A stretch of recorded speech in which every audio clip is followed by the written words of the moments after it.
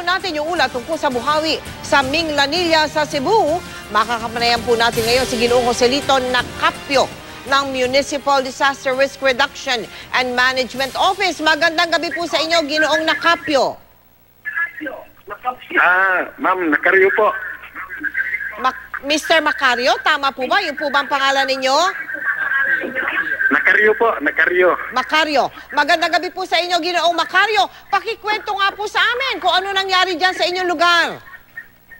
Magandang gabi po, Ma'am Mel. Opo. Bali, dito po may dalawang barangay po tayong natamaan ng Ipo-Ipo. Yung barangay Kalahuan po at yung barangay Tungkil. Itong barangay Kalahuan, may dalawa po tayong bahay na partially na-damage po. At may isang feed mill dito na isang budiga nila na nawasak din yung malaking pinsala po doon sa barangay Tungkil. May apat na bahay po sinipad yung bubong. Sa ibang parte naman, yung sa Villa Pilisa, may 5 doon. May total tayo 5 na houses. Wala Diyos po, wala po nasugatan sa pangyayari. Mr. Nacario, kamusta po yung mga residente dyan sa mga lugar na tinamaan o dinaanan ng buhangin? Sa ngayon po, Ma'am Mel, wala po tayong kuryente ngayon at saka tubig. Opo. Pero yung mga opisyal natin sa barangay, tinutulungan naman po sila.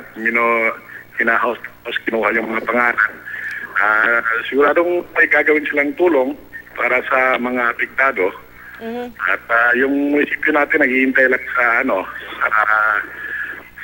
mga opisyal ng barangay kung anong may tutulong natin.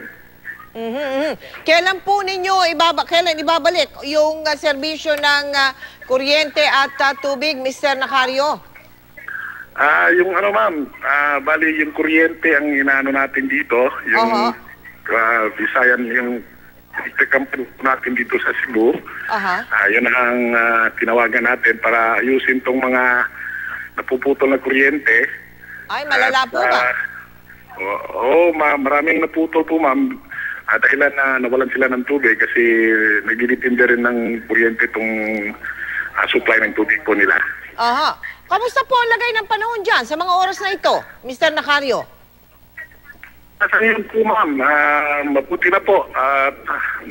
Wala tayong ulan ngayon. Walang malakas na hangin. Normal po ang sitwasyon natin sa ngayon po.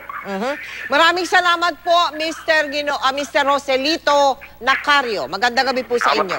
Maraming salamat po, Ma'am Mel.